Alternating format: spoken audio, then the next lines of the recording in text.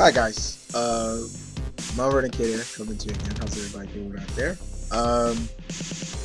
I'm here to do something, guys, that I was been planning to do for a while, and now I think it's time to do it. So the thing is, if you would ever come over to my home, and basically you'd probably ask yourself, I wonder what's on the kids' DVR. What shows, things like that, would you find on my DVR? I'm about to show you. No particular order. I'm not going to go Sunday to Saturday or anything like that. I'm just going to show the different types of shows that you know what I watch and things like that. Especially if you guys, are into it as well. And you guys can come to me and ask me. So you're going to get to see this. Now, this will probably be the last time you see my face, so, I'm hideous, so, I don't let anybody see my face too much. But I'm going to basically show you guys what you would find on my DVR if you would ever come over to my house. So I'll see you guys later, and enjoy. Alright, guys, so you sit tight, and here we go. Alright.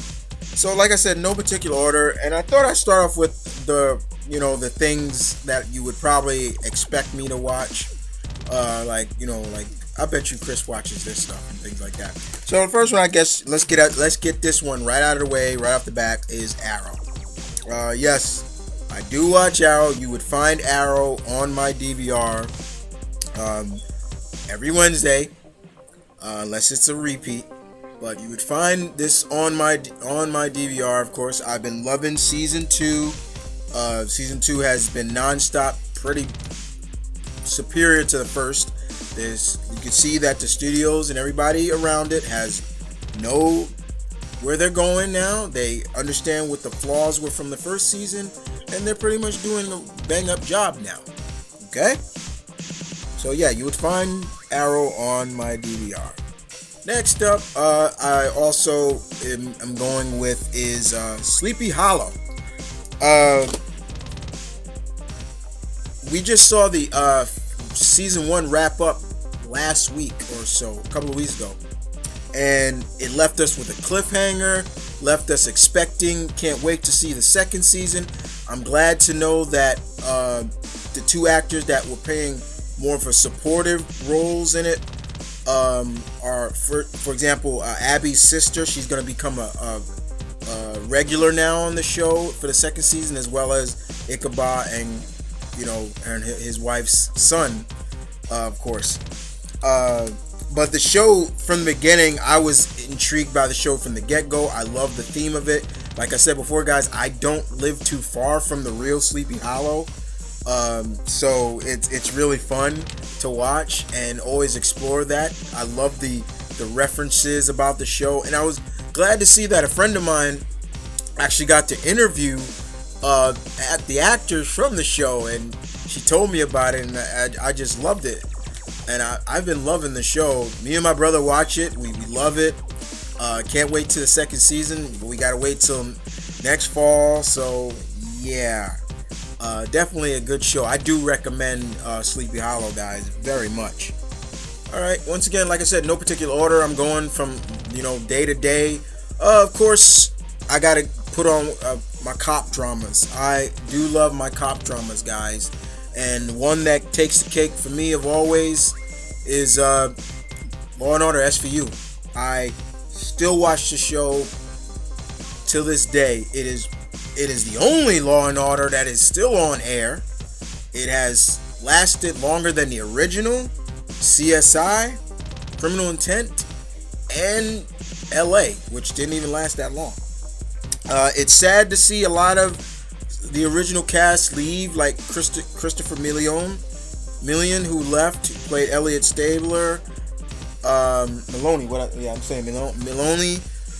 We saw Munch, he left, and now just recently Captain Kragen is gone, and Olivia Benson now and Ice-T's character Finch are the only two characters left that kind of started it from the get-go, in a sense. I mean, even though Finn came around season 4, he's still like an original cast. and now Olivia runs the squad. Now she's been promoted, and it's gonna be interesting to see. But this is still a very big rating for NBC. It still gets good ratings. It's one of those cop dramas that you can see Dick Wolf loves to explore, and he uses a lot of real life, current events that have happened, but put his own twist to it, and I love it. It's still good to me, and I see this still going maybe 20 seasons. I don't, but I think they'll probably be able to get out 2 more seasons, in my opinion, before they end it. All right, let's keep it going, guys. Like I said, no particular order. We're going with Psych. Now, one thing I will always say is that I thank my brother for getting me into this show. He was the one that saw it first. And I'm glad to see Psych is still going on USA, which a lot of the shows I was watching on USA have ended, like Burn Notice and things like that.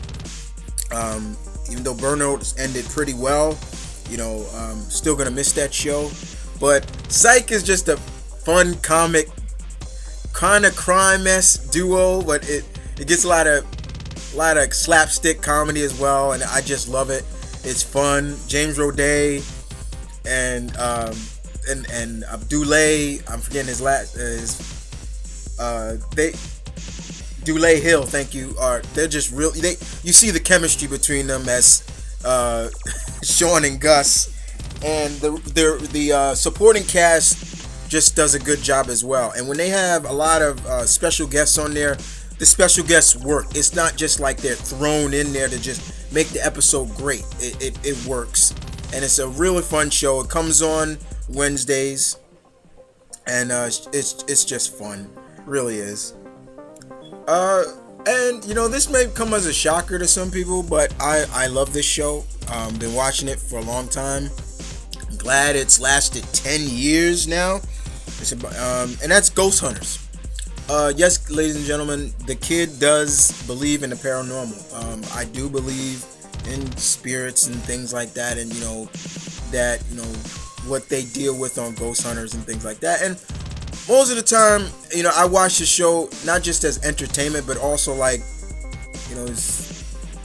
people really do this stuff. And, it's not like Ghostbusters and stuff like that, but it is kind of cool to see the tech that they use and everything to pick up traces of, the paranormal and things like that. And even though it comes on Sci-Fi, you probably, not too many people probably watch Sci-Fi, but it's still a balls of show to watch for me, and to just really just see my interest in the paranormal, and that's how I look at the show of Paranormal Activity as well.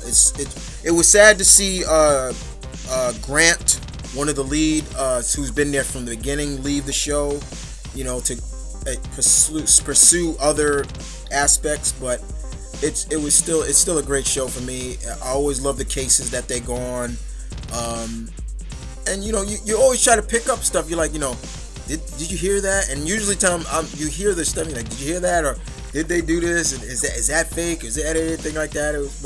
It's fun, especially when they do the live shows. It's even greater for me.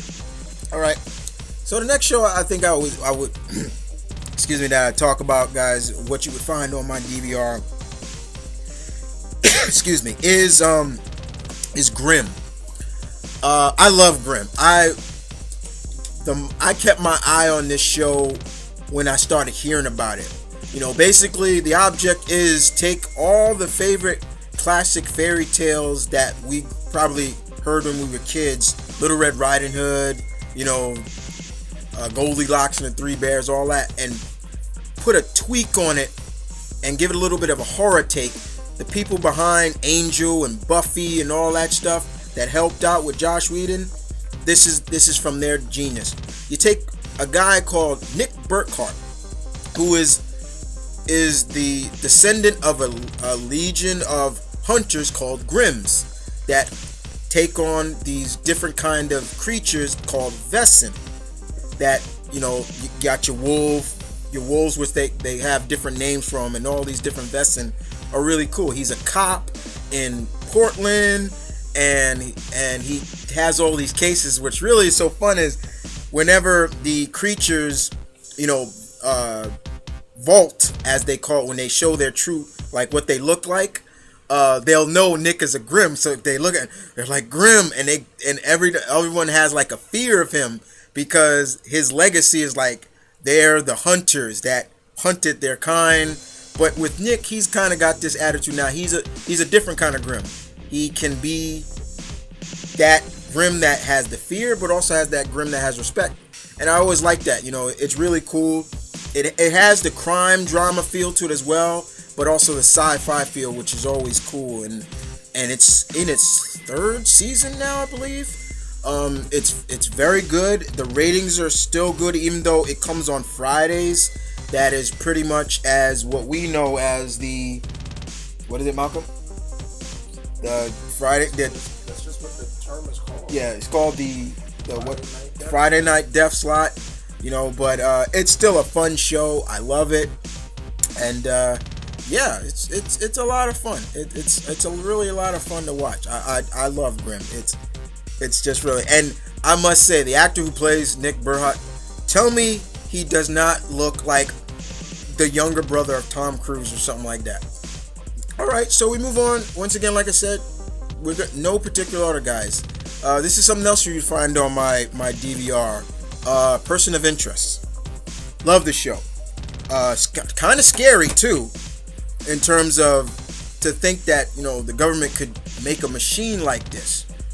And in the show, it's kind of like spy espionage, Mission Impossible-esque, but they help people, and it's really fun.